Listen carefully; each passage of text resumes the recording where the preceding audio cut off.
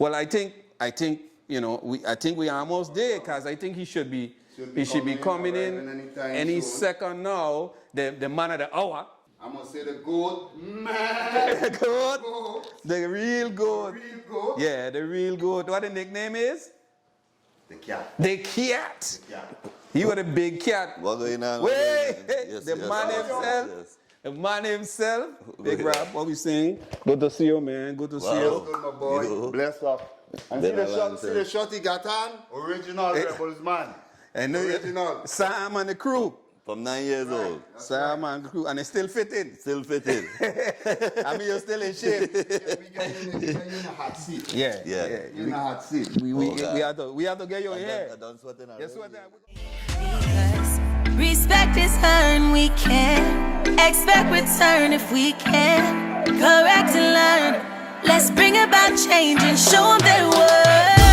Pray for the ones that we got and blessed by the ones that we've lost. Yeah, yeah. Pray for the ones that we got and blessed by the ones that we've lost. Yeah, yeah. Though it may not come today, we're gonna be okay. Pray for the ones that we've got and blessed by the ones that we've lost. Yeah, yeah. Full circle, come around and round. Yeah, yeah. Hey, look. Yeah, man, but welcome, my brother. Hey, Welcome. welcome. And we want to be honest. You know, you were our first start in terms of doing this podcast. The original first episode of Full Circle podcast. We know you from young. You're good friends of ours. For all the years we've known you, we know there's been a lot of different things that have occurred in your life that has brought you full circle. Yep. And we're going to discuss some of those things. No problem. I know you've always been a guy who has been open in regards to what has transpired. And we just wanted to get a lot of the questions individuals may have answered today, this evening. And we're going to get a bar roll, and I know the do. And you played against each other. Yeah. So I know I'm going to really chop up a lot of information that people may not know. And we're going to bring up those things. But it's all about making sure that people understand also, you know, from where you've been to where you are and where you're going, where your plan is. And we're going to try to get all of those things talked about in the next few. No all right? problem. Ready to go. So welcome, man. Again, we're gonna talk a little. For me, you know, I want to spend a lot of time talking about our olden days. Growing up. But still, we want you to reflect a little bit about just, you know, all the accomplishments that you have done throughout the years. I mean, from ever since I knew you, Rabbie was always a phenom. Before you hit the stage, you was a phenom. Yeah, Everybody for sure. always had big ticket, and this guy, he is slated to make it to the highest level from the Virgin Islands coming up. So domination was never a new thing to you. You know what I'm saying? So just give us a little road through of just your part, you know, coming up as a young guy playing the sport of baseball up until maybe, you know, getting into the Piney Woods and getting all of that accolades and stuff.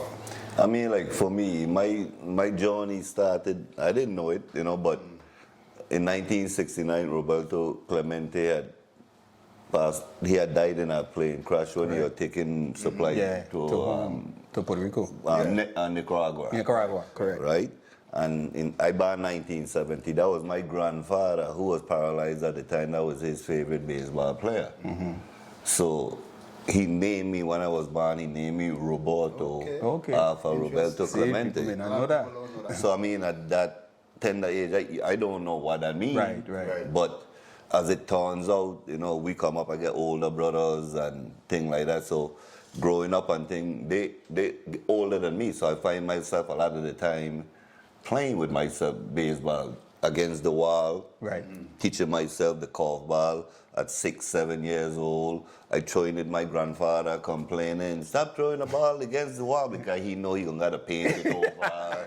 You know, but I'm out there playing outfield, throw it high against the wall. Right. You crow hop. Prop it up. Yeah. You know, you throw it low against the wall, you infield, you curve it, is like, and I did that by myself. And so you didn't even know. So you was being self-taught, it wasn't like somebody was training you. Yes, I was training myself. So like when I actually came into Little League at 9 years old, And it was like, my first year in Little League, I know if it was Sam first year or second year, Sam Daly, that is the best coach in the world, right? He had me on the bench because he had just inherited the team from another coach. And he got dudes that's 11 and 12 years old, 10, I'm 9 years old, with a big afro, quiet. I remember that. And looked like he really know nothing. So I get the last at bat against Robert Gray, Rabbie. Yeah, he was pitching, beating me 9-0. Sam said, go bat. I walk up in the dugout, in the batter's box, tell Froggy time out, dig in my cleats. Yes, sir. And dig in the next leg, point to Rabbie. He wanted the Dodgers on TV. Point to Rabbie and do so. And point to the greenhouse, you know. That's where the control start from then. Yeah, and point to the greenhouse, right? Back then we small and skinny, we can't knock it labor. Yeah. But you know, as soon as he pitched one bounce off the fence, you know, it was a home run. So from that day, I knew I could have dominated the game of baseball at a young age. And the difference is now, not meaning to go forward, but is when you reach 9 years old, don't bring a child 9 years old and tell me to teach him how to play baseball. He doesn't supposed to know the fundamentals. Right, the basics. You're supposed to already know these things. So in other words, it's like when you reach 9 years old, it's just repetition and you're in an organized sports. Correct. So these 6, 7, 8 years old is supposed to be spent training. Right. Back then, we didn't have Pee Wee League or nothing like that. Right. It was straight into Little League. Right. So then now, boom, okay, well, bam. I dominated Little League, like, you know, senior league. And then in 9th grade, one day plow in December, hey, we in Piney Woods, we can't win a game. Right? And when you come up, I tell my coach, I got a homeboy, 16 years old, throw the ball 95 miles an hour. He don't believe. He want me to come. I said, talk to my mother. So me and Basso went up there.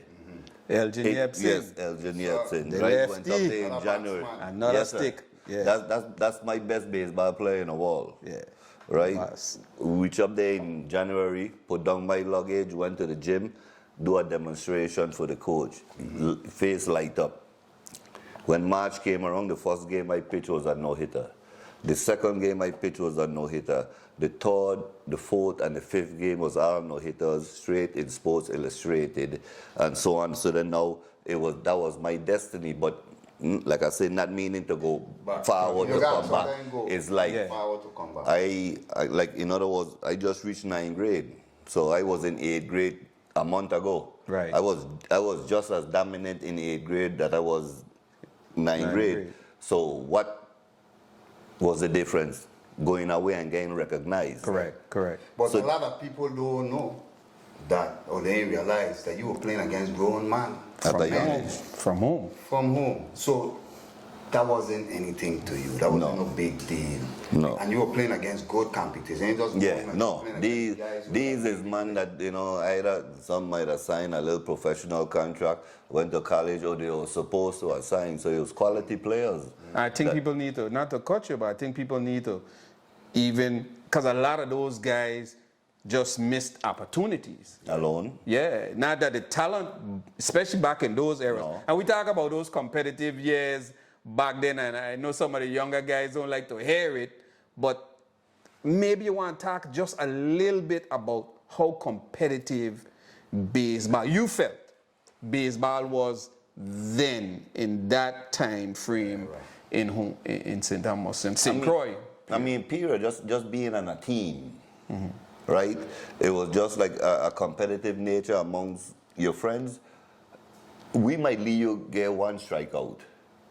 We're going to look at you coming in the dog and kind of thing here going on. You know? Don't get to it, you know. Yeah.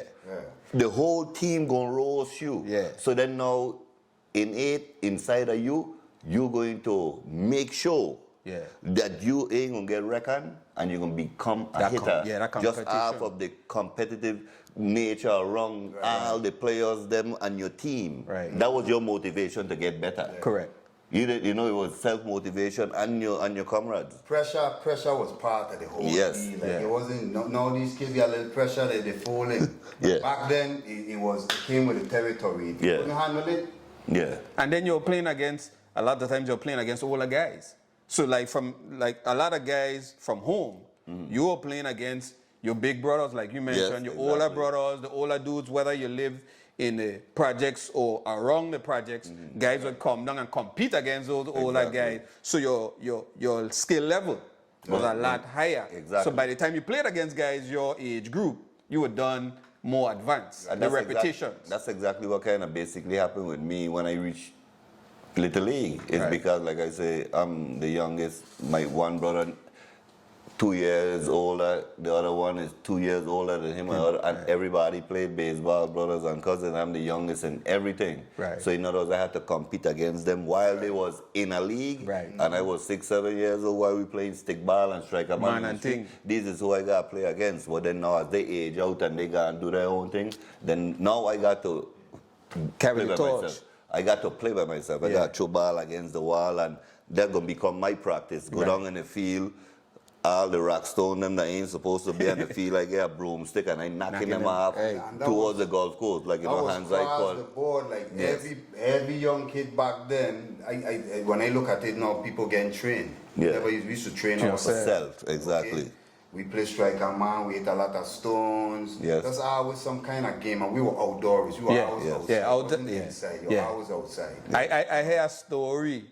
Why you confirm this one, Okay, let me go, where you used to throw a ball from one end of Corwin to the next. Yeah. You got to come with something with that, man. You got from down by the center. Up there by where part of the basketball court is, up there by the field. What age you was then?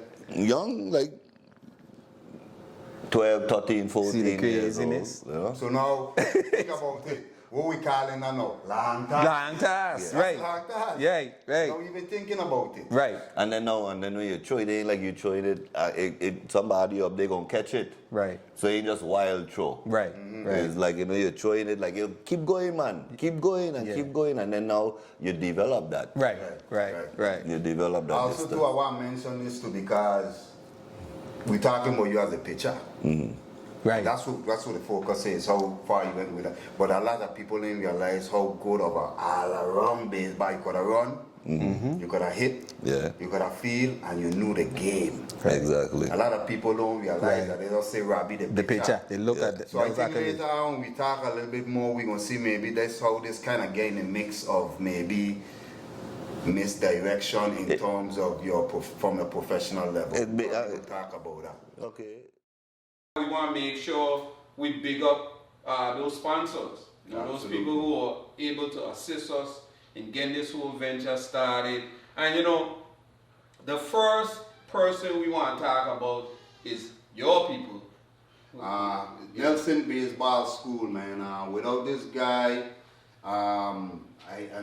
without this program, let me don't say a guy, because really he's a guy who runs the program, but without this program, a lot of things that I've accomplished since I've come to the United States would not be possible, man. Which bringing guys up to play for this guy, travel club, being able to train in his facility, anything having to do baseball related for me in the area that I was, this guy is a part of, man. I mean, he's gotten guys in the college. Like at the end of the day, that's what it's all about, right? Giving guys opportunity and getting them to take it to the next level.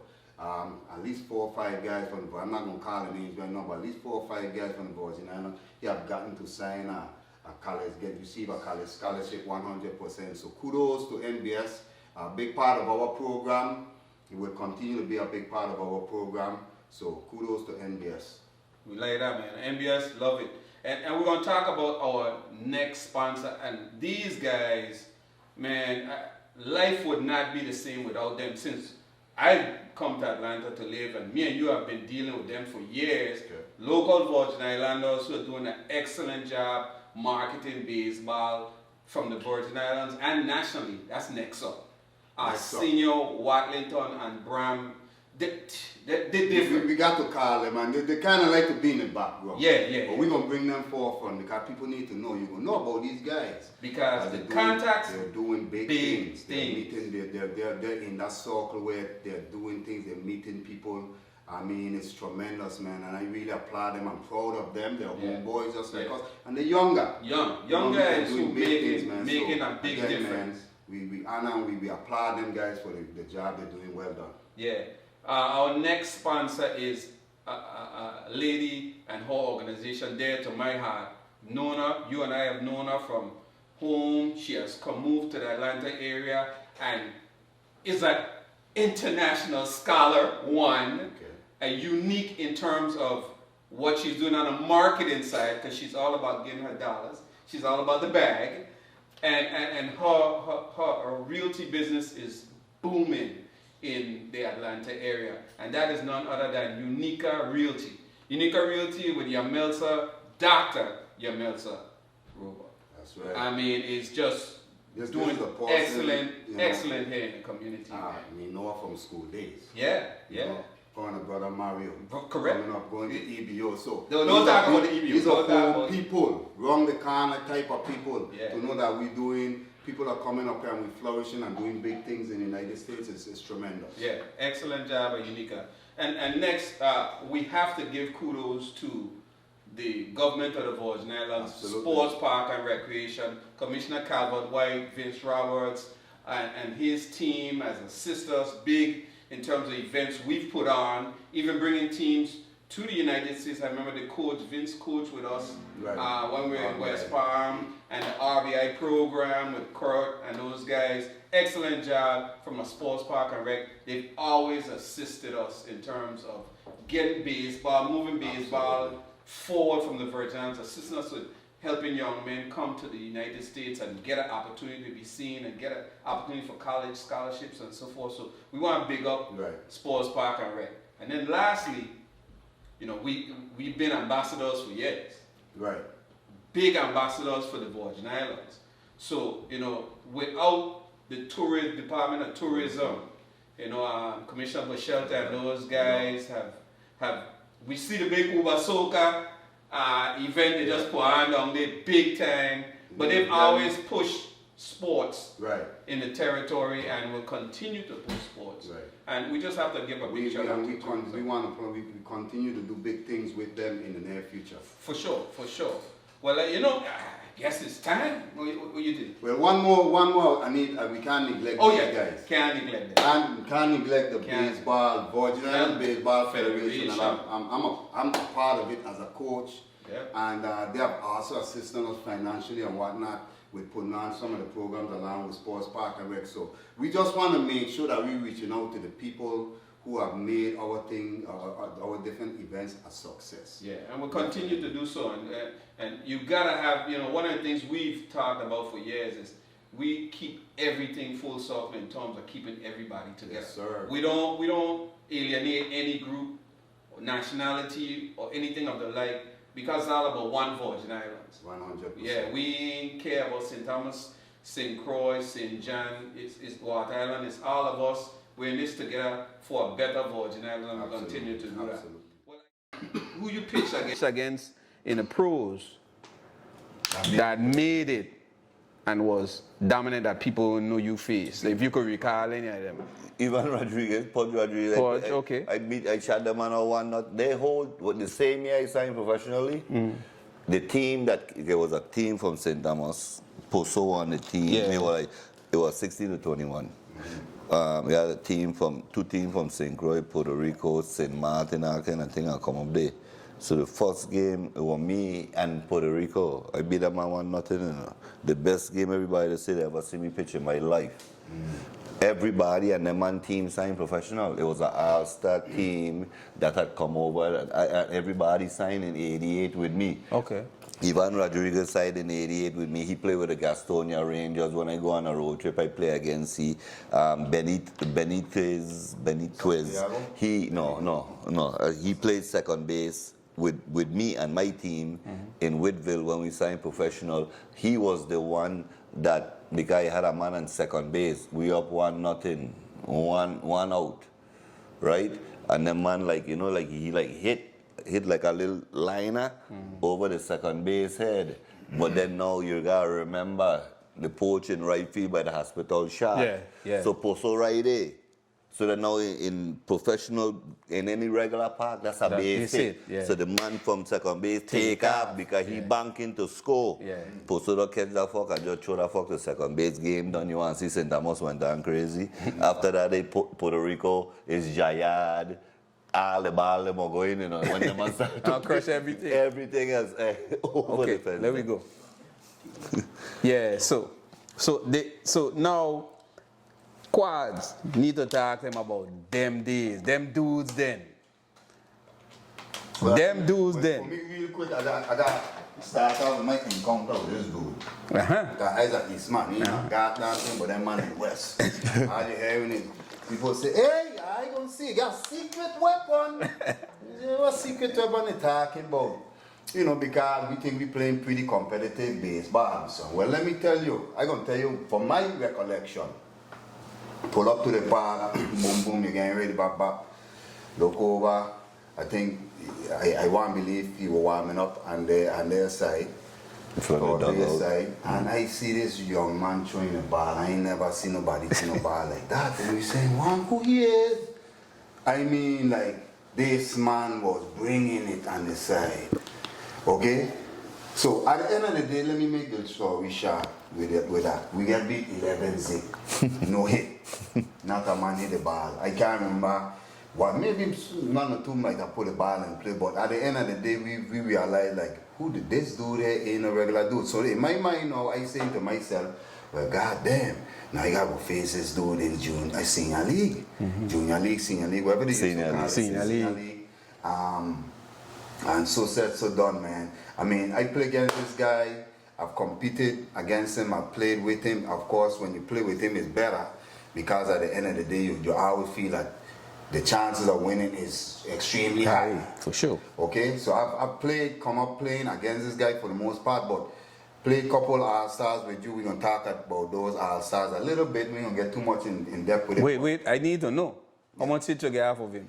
I'm going to be honest. So now, we just had to start after and he said, what hits I get off him? I want to know. I can't remember. And he can't remember either. I hit two out of the man. How about tell you face him? Because, you know, if Rebels playing a top team, I play with the Royals. I play with the Twins, right? Royals probably didn't face you. I think when I play with the Twins. Twins probably, yeah. So you're going to face the top man, right? So I can't remember what kind of hits I get out, but I will put him, I ain't going to strike out every single time. Not at all. But you're going to get something. I got faith in you that. The deal with Rabbie was this, and I'm not kidding. This one was so special. The dude had from young, he was throwing a MLB call. Yeah, legit. He was throwing, and you had some other stuff too, but I tell you, the call bar was off the chain. So the deal was, try hit him, get him ollie. Yeah. If maybe you could think you could hit a fast ball, you got to hit that ollie. Because after you get a strike or two on you, he doing that kind of control thing, you know, and he's sitting you down. Yeah. And we talk, and it wasn't he doing it to everybody. So it ain't like you could feel a way about it. He doing it across the board. Right. Yes. You know what I mean? So let's talk a little bit now about maybe the senior league. I don't know if you remember much, but the first one I played was with you guys. We had Basso, we had Bolo, Juice. we had Juice, Pachi. We had a really good Miles. For me, I was one of the younger dudes. Miles, I scraped Jamie, really good team. Bolo. We had Champy. We had Champy, broke his wrist, yeah. Yeah. I mean, to tell you the truth, we never, when I was playing, we never beat St. Croix. Right. But that team there, because all of us was 15 years old, so all of us got age out. And I feel that team there was the best team, All-Star team that I ever played on, because everybody was like at their right. Yeah. You know, Little League, 10, 11, 12 year old All-Star, you still coming to come. Everybody was right. Dudes. Everybody was And like, you know, once again, we had lose to them, but I feel that was the best team, you know, that we had. Right. And the thing about that too, so again, it was a common theme with you, right? Meaning the 2 years I played with you, you always win the first game. Yeah. Second game you play short, stop. Third game you come in, good game, but for some reason, over a period of time, because you're throwing your arm, like, you know, now they have all the rules, the kids got trust. Right, yes. Right. That didn't exist. If we would have been a far way. It would have been a different, and the funny thing about it, because I've spoken to some of the guys on the team, in particular, the guys from Cruz. They used to tell me, they say, Quado, we know we were going to beat her. Well, let me tell you, we had a plan. I see what you mean. He said, because Horace Clark, them used to train them back then. He said, that man said, watch out, first game, don't worry about that. We know we can't win that. Give it to the Ventura boy. Because guess what? They don't put his shot, stop. And they got bring him the next day. So said, so done. Yeah. It was like a storybook thing. And it used to be good games. So it wasn't like the last game, they got blossom. No, right. To the end, but they win in the battle. They win in the battle. And they win by one run. Because had actually pretty good hitters. Players, a lot of them end up in the major league. Right, put up in the major league, minor leagues. So it was very competitive. So, you know, what's your take on like the games? I mean, like with that, like coming up, I never knew, like after the All-Star game, like how come we win? You want to blame this man, that man, and all kind of different reasons. But I guess like with growth and maturity, like with you, how you could like point out the different things as far as pitching the first game, playing shortstop the second game, and having to play the pitch the third game is like wear and tear. Right. But at a young age, like you're not even seeing that. Right. You understand? So in other words, but now looking back, it's like for true, your arm don't really get tired. So I thinking I throwing the ball the same velocity like I was throwing in the first game. It coming off my arm with no strain, no pain, but just naturally just coming slow. And these batters only getting 3 or 4 at bats a game. I got to throw 70, 80, 90, 100 pitches in 7 innings or whatever. Right. 2 games and then play shortstop. That's another 200 pitches because every time you're in between innings, you're always warming up. So it's like never no rest on your arm. So it's like, you know, so looking back at it, but then now it's like when you check it out, we had discussing it, right?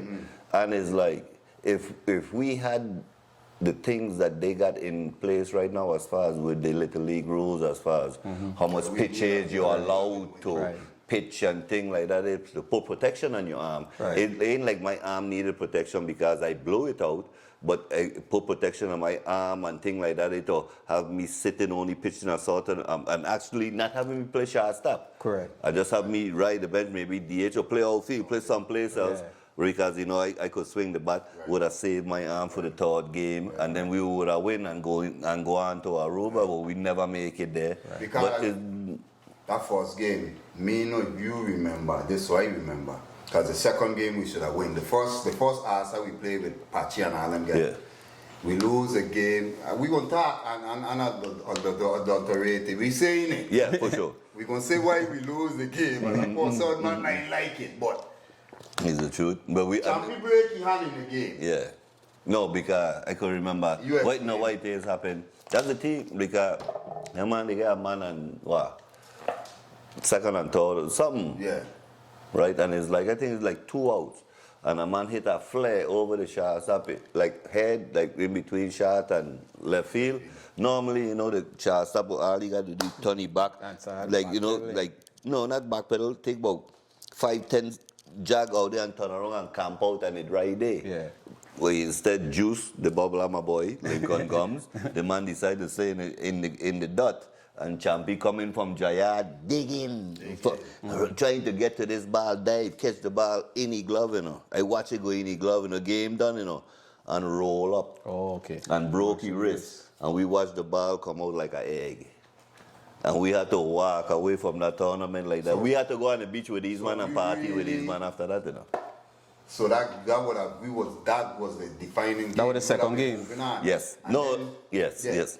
But then that was the last game. That was the last game because Miles done beat them on the first game. Miles, you know, Miles Grant, Jamie, Miles and Jamie, he pitched the second game. We done beating them man like 8-0 in the second inning. No man, we good. A lot of wood he started again after a while. We lose the second game. To them man. So then now the third game is when I come and pitch is when Champy broke his arm and that catch. Okay. So that would have been a defining factor. Yeah. And again, we play the next year around. Same thing, you win. Second game, we get plaster. I remember they hit about 4 home run after plow. Whoever else a come. Bougie Plow. Bougie Plow good. But he ball already.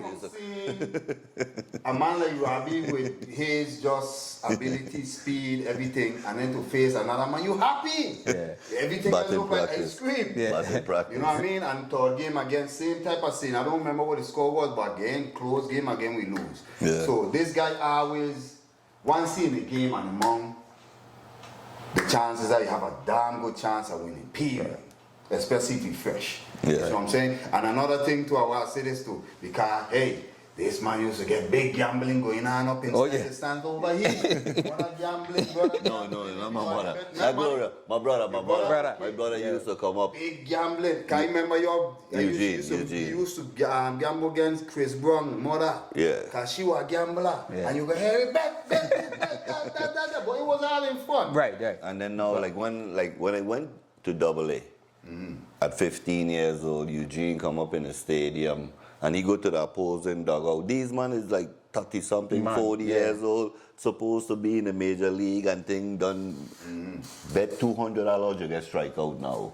That man looking at Eugene, so you bet. Eugene gone up in the bleachers, and he gave me the sign. Yeah, He line. don't say no matter what you tell me to pitch, they ain't gonna hit He it. did. Yeah, he don't get lucky. By the time we leave, it's about $2,000 we got home with the boss down, you know. Because they ain't hitting it once. He tell me this man, he bet to get strike out. You ain't gonna hit the ball. Yeah, you getting called ball first pitch. Yeah. You Ain't know like, what you could just swing your eye like a fast ball coming. One person did that, Frankie Bradwood. Maybe. The only person ever hit me out in Lionel Rubber Stadium, ever get hit out. Frankie. I threw a call ball, it looked like me know what going on with me that day. The man, it looked like white haze happened, I know what happened. He hit the right center. No, he just do like what Dido do. Like you just swing through the zone and the ball just hit the bat and it just went over the fence in left field. I do so. I'm like, what going on here? And like after I come out after all of these years, he remember it, right? And he talk about it. Do you know what he say? After he hit that home run, he never foul tip another ball for the rest of his life, you know. Again, never foul tip another one. Every time he come up to bat is a strikeout. Guaranteed. I know it was just a fluke. Over the fence. I never used to nobody go hit me over no fence. You never could have dig into. It take a certain amount of strength and thing to hit it over the fence, you know? All right, another question. Can we play? You play with some good players. You give me your top players, guys that you played with in your age bracket. I mean, well, my two toughest battles in life was Elgin Yepson and Hormone Bell, Basso and Bolo. It's a lot of foul tip. King. I got to pitch 13, 14 pitches in order to strike them man out or get a man to pop out or something like that. They ain't like they knocking no double in the gap or nothing like that. But it always a walk. Like them man ain't just going up there and you could just like blow it by them man. Them man was real good hitters. And I know them man was supposed, just like I get signed professionally, I always wondered why these man ain't get signed because I think that they was equal to me, if not better, in what they do. Right. I was a pitcher. Basso was a position player, first baseman, center field, anything. Bolo was a catcher. You can't steal, and he could bat. And he was very intelligent. Yes. Like high IQ. And he had know the game. He had know the game. I mean, coming from the older brother Zamba. Yeah, from Zamba. From Zamba, so you learn it. Those two guys, I would say, tops two. They are my list. He missing one. He need one more. Yeah, he is 2 out of 3. At our age, my age group? Yeah, Okay. one more. Help me out. I just trying to think of who you might think was But another No, player. see, like, what I'll Oh, say. and Park. They were And Park. Yeah, And Park. on professional level, Yeah. like, at that time. At that time. Listen, they get a lot of other men that good, they were good.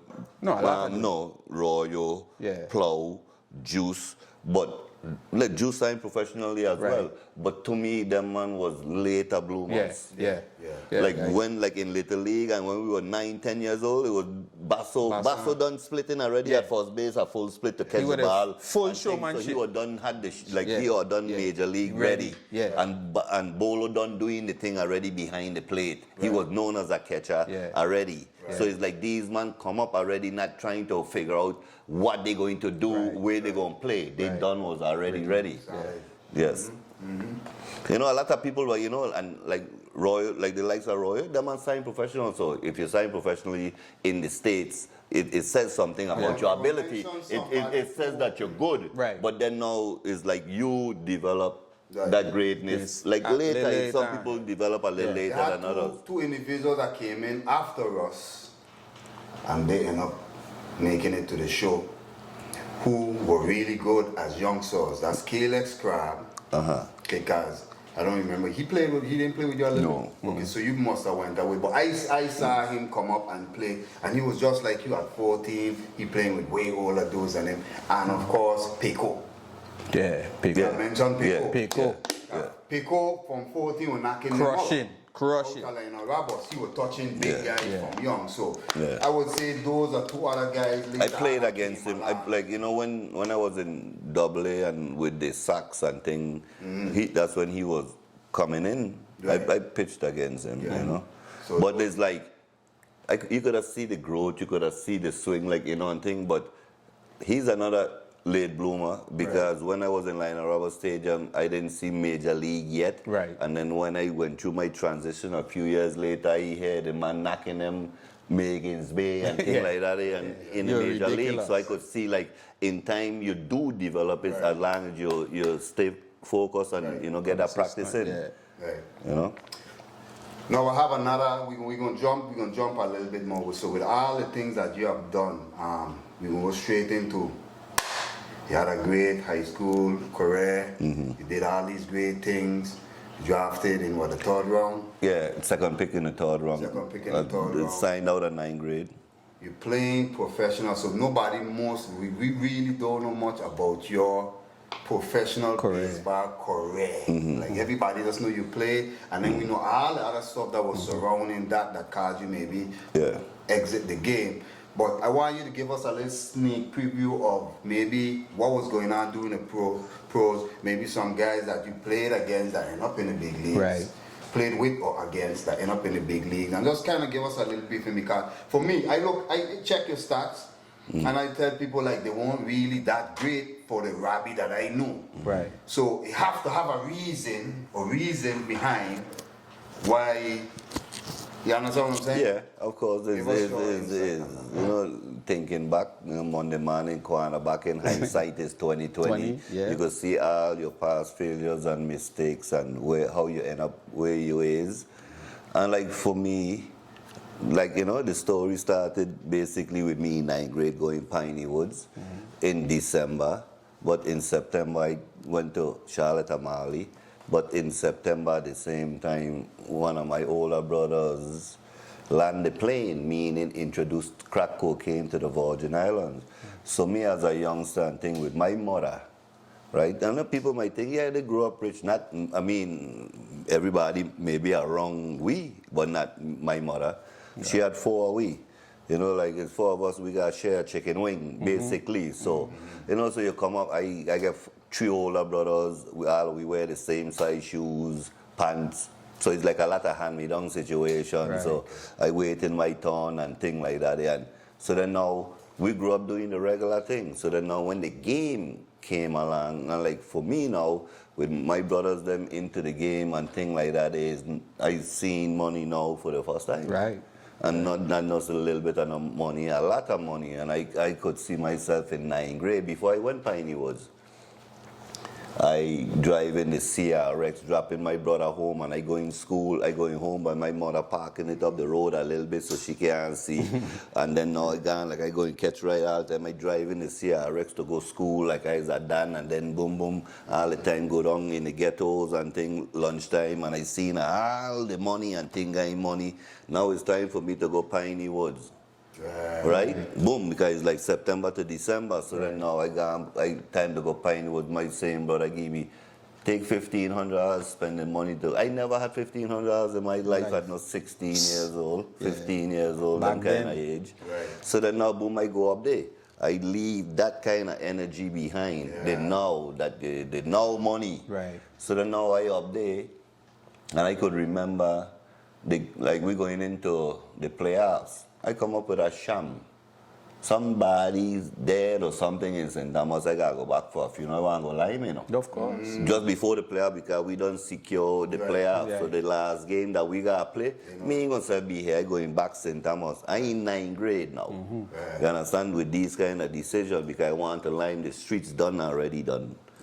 Tugging at you know, my drawstring already. You check, so it's like boom, now I sign professionally. Right? Come back home now. I come back home to sign professionally, so I get till from September all the way to May to line. The scouts come down, dominating, boom, sign, second pick, third round. And then now I gone away now. And I gone from me pitching today and playing shortstop tomorrow to me pitching today and waiting 5 days and sit down in the dugout and watch this. And in my mind, what's going on with these man? I like that line, you know, the fast car, the girl, them, the rukutung, kang, kung, kung, whatever kind of action that their life at the streets was, is like, so when you watch my stats, it's because the law of the streets had already stolen my dreams of playing professional baseball. At that age when from September to December, if that didn't never happen, it might have been different. It would have been different. Not might have been different. It would have been different. Yeah. I would have had to learn all of day later on because I would have been gone. So even to that though, like just the speed of the game, those type of things when you were in the majors wasn't as fast because you didn't have all the things to do. Yes. It was so much downtime, I guess. Yes, it's just like, you know, like, and that's what part you needed, the structure and the discipline. So like for kids now, is like, you got to know, like, you're really going, like a customer growing up, like, you know, high school, you run a heap of plow them and carry them and everybody playing ball together. You travel, you're playing ball. No, you are way alone now. You gone, ain't like you feel lonely, you know. No, you just feel desolate, like, you know, it's like, you're missing something, man, you know, and you know. So the law of the street stole my dreams. That's basically what happened, and I knew it. I mean, I easily to speak on it now. When you're young and things like that, you're trying to duck the truth, you know. But you know, as a big man now, is pull back the scab and dig into it, you know, where the failures happen, and it happened. At that age. Correct. In 9th grade. 9th grade. In 9th grade. The same time when I signed in professional. It didn't like I signed professional and done and then turn a certain way. It happened. It was already happening in play even before I signed professional. Well, I appreciate you really explaining that because a lot of people don't really understand. And like, you know, like even like, okay, boom, when the season over, I can't wait for the season to over, so wherever my brothers them is, or the man them is, if they in Atlanta or Augusta, I tell them the Cubs, buy my plane ticket to go there. If them man in St. Thomas at that time, buy my plane ticket to go there. But as soon as I reach there, it's back in the streets. Yeah, you back on the ground. And like, in other words, I don't get stabbed, right? In the park, and like, chew my back. I got know it's time to go back spring training, so I still healing. I still need a little time. I give them man some kind of little story walking through a crowd and boom, boom.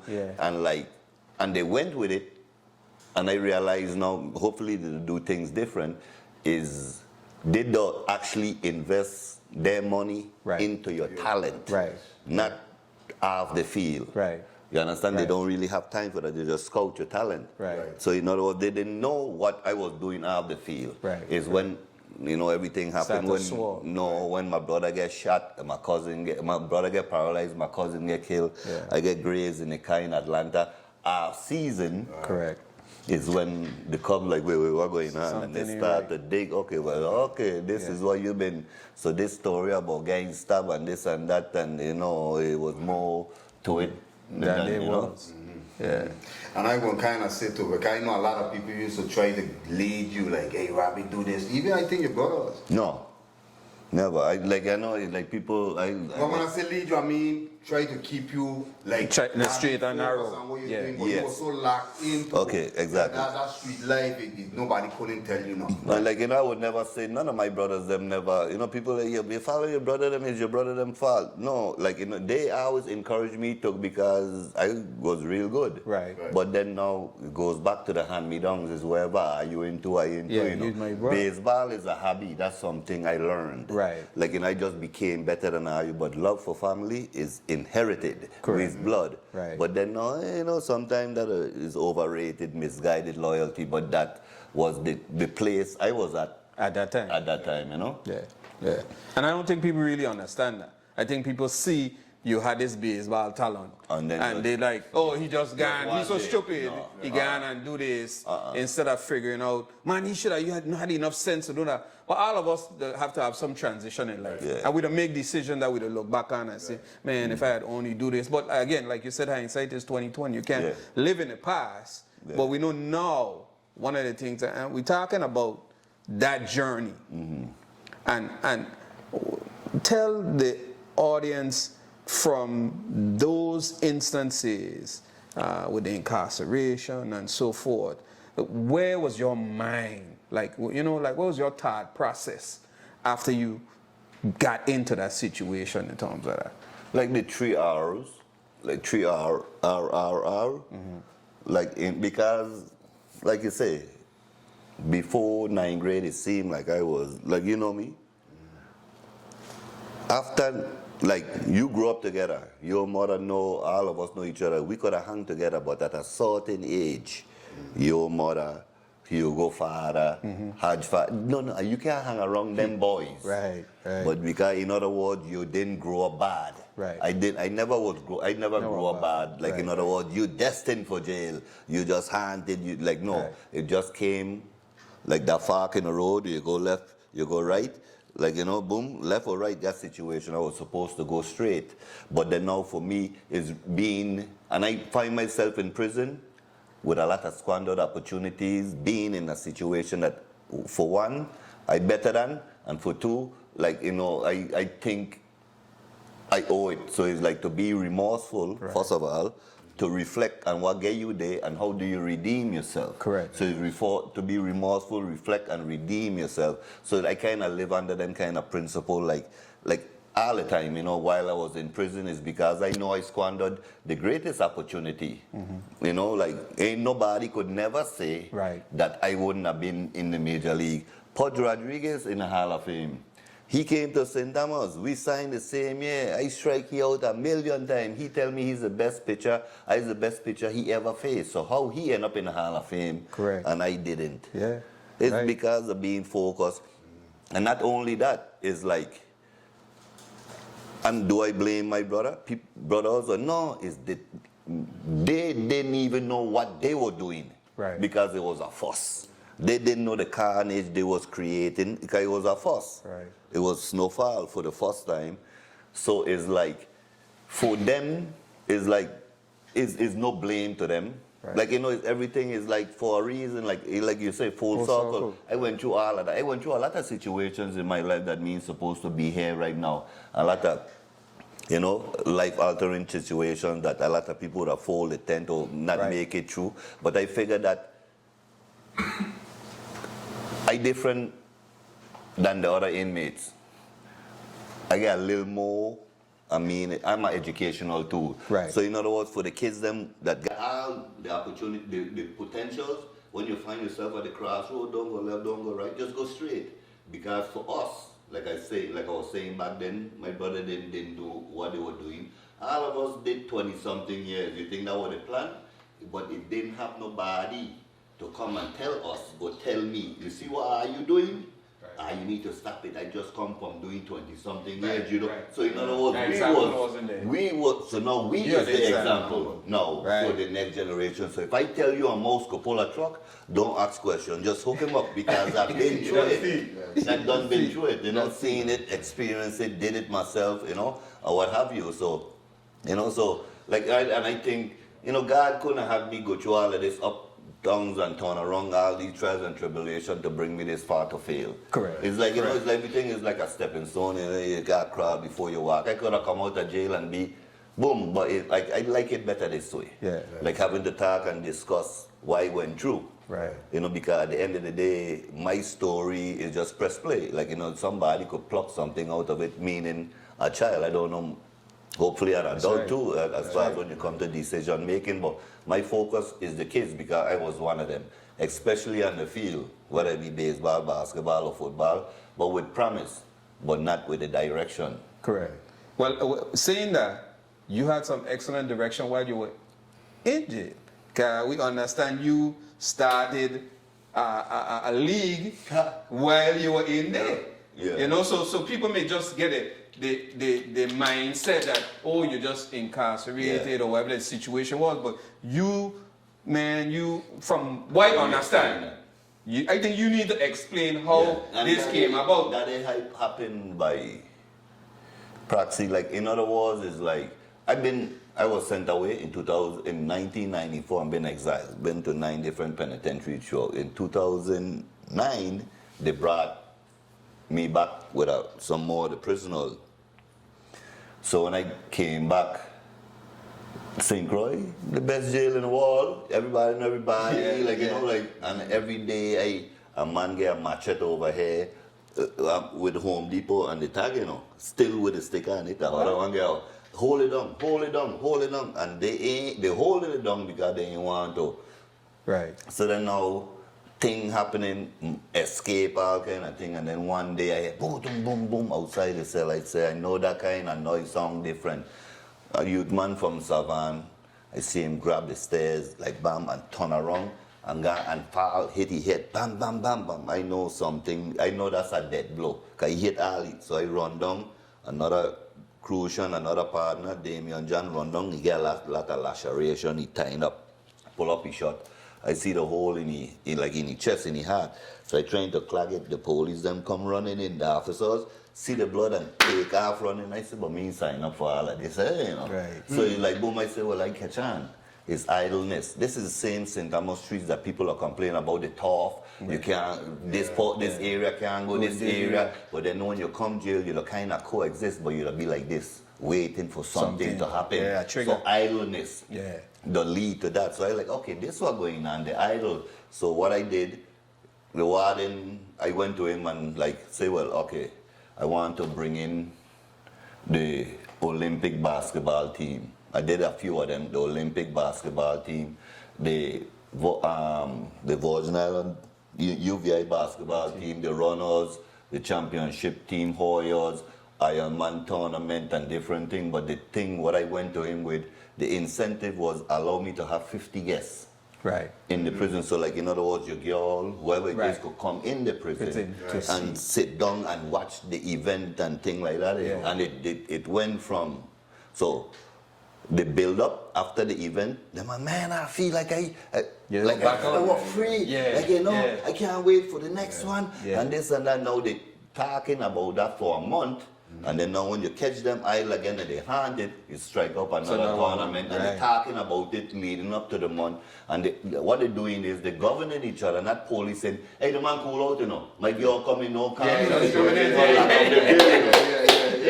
the jail. See my girl coming with this and that. So now it went from murders and escape and stabbing to Ironman tournament with the National Guard and the fireman them and the Olympic team. Right. So then now the public now, newspaper want to know who's responsible for it.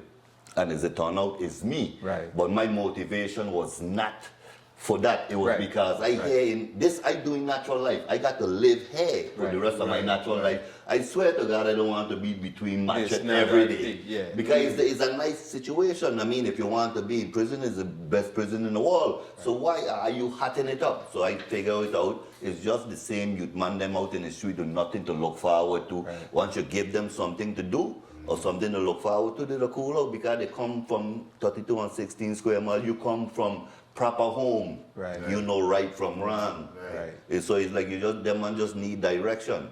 And it'll work out. That's smart. Yeah. See, and people will know that. You know, somebody else might have been in there and like, man, I just doing my time. You know, time for this. Baseball. I was playing any baseball. Basketball. No, they never had no. I played softball alone when I was up here in the States, but I never had no baseball. I started playing baseball. But I know you were always staying fit though. Yeah. Always in shit. Yeah, I always played basketball, soccer, volleyball. I get anything, football, like trophies and everything. Yeah. Because I remember the one time they allowed you to come out and did something up at opening day on Magby. that was Yeah. really good for the kids. Yeah. Thank Hugo and Champy. And the support of big. Hugo Hodge and Avery. Okay. I mean, Champy. Champy. Yeah. So let me ask you a question or so. And you came out and you got involved in, we connected with the baseball environment back in St. Thomas. How was it? Well, I mean, when I came out, I could remember I had a couple of hurricanes. Mm-hmm. And it took me like a little week because you're trying to accumulate back in society. I passed in the park, like I keep passing it and I seen no back fence. Mm-hmm. Like the home plate, they didn't have no fence. Mm-hmm. By seeing kids, the girls and the boys practicing. So one day, gone in there. What going on? What the problem is? They said, well, they're waiting for the project worksheet to come back from FEMA in order to pour up the fence. So I'm like, what the kids going to do in the meantime? Right. And because they're out there practicing, you could practice, but you could never get good until you have a game. And you can't have a game if you don't have a back fence. Correct. It could never be an official game. So I got my cousin, Eric Castro, to donate and pour up the back fence, a temporary fence, in order for the kids them to play game. And that's the same back fence that's up to this day. So then now, you know, and I been around the ballpark. I work sports park and recreation. I coach, I coach the Rebels, the same team that I came up with, you know. But down there, you got a lot of coaches. You know, you got a lot of adults that I see, younger ones too, that's really interested in coaching the kids them that are really come out. And like back in the days, like when we were coming up, it was just like the likes of older men alone was who used to coach us. Right. Not nobody that's what you'll say 20-something and guys. Things like, them man ain't got time for it. But these man out down there now, they actually coming out and showing the support to the kids. Right.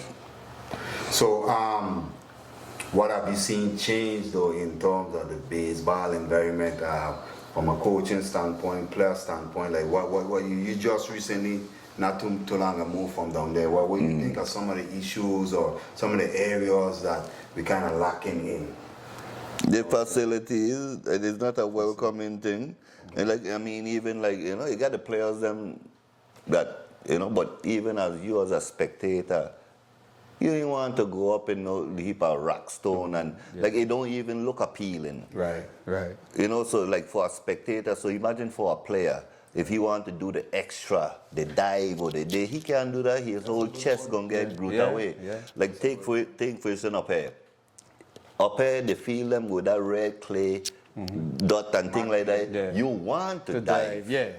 You can't wait to slide. That's the difference. So in other words, down there is they don't want to force the children to be good, but you got to give them the tools in order to get the results. Yeah. Not even batting kids. Because like I saying, they got a lot of coaches. They got a lot of the son and the Champy them and the Lloyd them and the Richie them and the Bolo them and the Butte them, and they got a lot of capable adults that be there that could teach the children the game, the fundamentals, but is the structure is not in place. Right. Gotcha. The structure ain't in place. Well, now you're on a venture. Yeah. You bring some things full circle now from what you've seen and your journey, and I know you are in the process of now doing some of those things. Yeah. I think the listening audience would need to know. We know. We want everybody else to know the great things you're doing presently in terms of the baseball arena. Okay, well, like right now, starting up doing personal training. Right. One-on-one session with kids, baseball, softball, girls, boys. you know, and stuff like that. And it's like, these is stuff I would have liked to have done in St. Thomas. Right. But in St. Thomas, how you just say it? Like I mean, back. That's it. No, That's no. it. Back to what I was saying. No, it ain't gonna be not. I don't think it ain't gonna be nothing bad like that. No. It's just keeping it. Really? I mean, from my standpoint, as far as coming out, like, you know, I come out. I mean, in prison, I had all kind of ambitions and wanting to come and turn up the baseball atmosphere and things like that in the island because I'm a baseball player. But then now thinking about it and coming out and seeing it and applying is two different things. Correct. So when I come out, I meet, like I say, a lot of coaches, a lot of like coaches that's involved. The man is there. But the thing is these coaches and the parent and the child have a relationship. Each, like, you know, it ain't like back in the days we had to catch to go. To go practice. No, the parents come in there and sitting down and they part of the thing now. So the parent and the coach and the child is Coach Smalls. So then now who is me to come and want to take this child out of that? Because that's like a second father to this child. Right. Because, like, you know, that's other than the father, that's the only other man he know coach this. And I gonna take you on a one-on-one session and teach you to do what you're gonna be focused. Right. And then even if I want to do that and I want to be adamant about it, it's like I'm gonna be stepping on other people's toes. Yeah. And I don't want to put that kind of situation because at the end of the day I just want the children to learn. So I ain't gonna get into no tug of war I would about it. concur with that because that's a big problem down there when it comes to, I'm not going to say, you say coach and I'm going to use the word training. Okay. Because coach, everybody down there coaches, but let's say a guy like you. Yeah. Who specializes in pitching, the art of pitching, right? Yeah. Where maybe another person who plays a game, who coaching a team, ain't gonna be able to get in depth into, you know what I mean, the art of it and how to really like make adjustments and so on and so forth. And I don't think down there's into this is my team, or you know, we're trying to win this and that. They don't allow that cross the board training. Like if you coaching a team, deal with your team. See, like with me, I could never.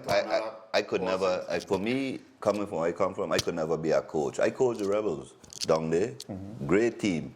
But while I coaching my pitcher, you know, when he having trouble, when the pitcher go on the field and to pitch and he having trouble, I correcting his mechanics and I actually coaching him against my team is because it's not about winning or losing. I looking for the development. Even if I come to spectate at any game, Right. I going to call balls and strikes. I feel if I go to the Atlanta Braves game and think me been to 1 year, I go get involved, you know. Of course. I go call balls and strikes. Like in other words, because I know the game. Right. So I know exactly. So in other words, so that's what I do. But then now in St. Thomas, for me coming out, I just didn't want to step on nobody to and try to, you know.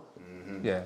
Because it seemed like, you know, like it ain't like the children are being left behind. They got a lot of capable people that's, you know, interested in the kids, but it's just like you say, the proper training and things like that is what's needed.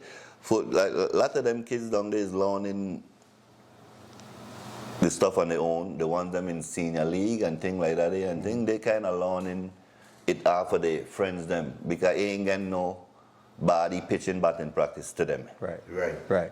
How could you really go in a live game and you never get pitch batting practice? When I go up in the field and I go down Cowan Terrace and things like that, and I go there and I practice, and I don't go on the mound, I don't pitch 9 innings. I don't come off the mound, and right now I don't still pitch, I don't show them everything. It's because how would you be able to? I could do feeling, boom, boom, a man come in and pitch against you and you ain't got that kind of timing down. Them is the thing. And there's nobody that's capable. And like, okay, well, that pitcher there, like for instance, when we sign professionally, we do pitch batting practice too, you know. The pitcher, he don't go there and actually pitch. One of his warm-up session is to pitch batting practice because you need to pitch batting practice. So then now if you got a team, the Rebels in senior league, and then now today you pitching batting practice for everybody, and then all the pitchers then gonna pitch batting practice while the batters them batting. So like we don't really understand. They don't have a structure of the structure is the key. And I'm not knocking everybody. No, it's just a formality. Coaches, yes. But a lot of times they don't really follow a good standard. Like say for instance, you got 1.5 hours to practice or whatever. You better chop up properly how you gonna go about these. Every 10 minutes you warm up, bam, bam, bam. You have to have a structure. So down there is very difficult. Everybody kind of do their own. No, it's Virgin Island time. Yeah, it's a VIT. It's a VIT. It's been this way forever, Right. and we ain't changing type of thing. Yeah. Yeah.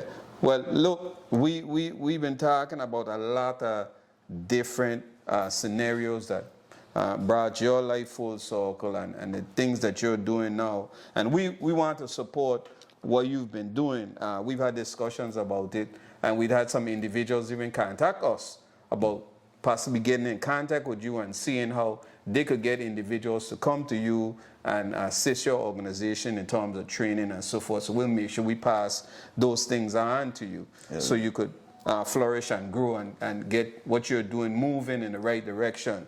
We're going to move on to the last segment. And I want to see if you remember certain things. Not bad things. We talking baseball alone and things like that now. We talking about home. Because VI people, they got to stick together. One thing we talk about each other on these islands and all of this, but all of us to be one. Right. And I heard something recently, and this is more fun than anything. Where was a sign called Donkey Wa Water? See if you remember that. Donkey Wa Water.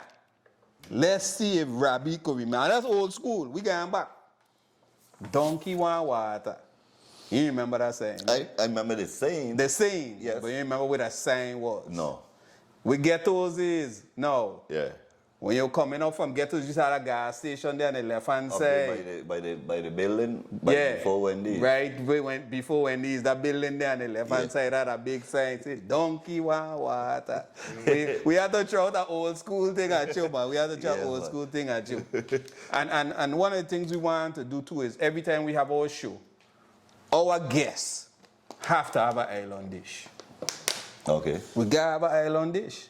So we have MLM Catering has brought some rum cake for Rabbie. That man say he had to have rum cake for Rabbie. Rum, yeah. A little King Kong Kung Bragadambo. Yeah, we had to get something for Rabbie. Some rum cake. So we got some rum cake here, and we got some lemon cake here. And Quado and I, We don't yam this. we don't eat couple pieces already. But you gotta have something to eat when you come out. Yeah, but it tastes good, man. We gotta feed you. It tastes good. Yeah, man, that rum cake. Soft. Yeah, some rum cake. We have to hook you up with a little piece of rum cake. Because you know, Island man, we like to eat. Oh, for sure. For sure. Quado and I have another thing we love to do. But we're gonna hold it up for you. We're gonna show it to you. What you think they do? We got to take a little. You gotta take a little swig. No, we gotta take a little swig. You gotta take a little swig. What is it there now? Nothing special. None special thing. Potable water. Remember that day? Potable water. Potable water with some pet milk. With pet milk in it. And a little sugar. And look, Island man always gotta get what? A red cup. Yes. You gotta have a red cup. We ain't got no poo around the place, so we ain't gotta worry. But Quado and I wine connoisseur. This man be calling me all the night. Juice, what kind of wine you got? Bring some wine by the house. So we got our sweet peach wine here, Pacific fruit from the vineyard. Gotta take a little swig. That's a little thing. We know you might be heavier than this, but No. We ain't going to That's right up my alley. We ain't going top shelf on this one. I like weight, man. I know, but you know the doctor say you gotta have a little wine for your palate. Yeah. Thin out your blood. Yeah, for sure. So we gotta get that. Nah, We deal with the cruise and rum and thing the next shot. Another time. That's for another show. Yeah, another show. Or the Henny. But hey, man, this was a pleasure having you on for our first podcast, my brother. Sure. We couldn't find a better person. I mean, is there anything that you might have missed out? Is because I'll try to at least close like this. How do I see if I got to give myself a name? Oh, was a name? The Promise. The Promise. I was the Promise to the Virgin Islands. Yeah. Like the likes of Sam Daly Yeah. and the whole of the Virgin Islands, right, was behind me from the time I was 9, 10 years old, 11 years old. They could have see it, right? So I was the Promise to the islands. Correct. So even there's a Island Boy story and this and that. Even before the hype, Right. there was even before Roberto Smile, there was a Roberto Ventura. So I already had a name for myself. If you're looking at a name, I already had one. Okay. So in other words, that was the overkill. Right. Yeah, I got you. You understand? Feel you. So like I was a Promise, like, so I feel in a lot of ways, yeah, I disappointed the Virgin Islands because of what the hopes and dreams that they had for me, and the time they took to come out and see me, whether they spend money or whether Sam Daly took his time out to give me the practice time and things like that. I squandered them kind of opportunities and let them down. But, you know, hopefully life ain't over yet. Like I say, it's part of the redemption story. I could have easily made it, boom, been up on the hill somewhere, living my life, dealing with myself. But, you know, all the things that I went through and things like that is not about me no more. It's about that little youth and that little youth and that little youth and that little youth and that little. So in other words, me one could probably save 10. Right. You know, so like, it was a tough pill to swallow at first, but over time it's like, that's the mission goal, man. Yeah. You know, that's the purpose, you know. You build character, tough skin, you know. Right. Yeah, and you know, life bring you full circle, bro. I mean, and again, your part might have been to be That's what I'm saying. this avenue for other young men or women to see and say, hey, man, I need to because do things like, a you different know, way. because who could have said who wanted to do that? Like, if you have this opportunity to do this, you would say, to hell with that. I want to do this dumb shit. Yeah. No, that wasn't the plan. You know, but it just turned out that way. But they're like, for each one of us, not just me alone, them little 5 years living a high life, Right. fast lane, girls, wherever it is going on out there and things like that, it wasn't, 25 years in jail. It don't add up. Yeah. It don't add up. Yeah. I ain't care what you do, how much money you make. You know, it don't add up to 25 years of incarceration. Yeah. Well, listen, we honestly, man, I mean, I don't know what else we could say to you other than thank you, brother.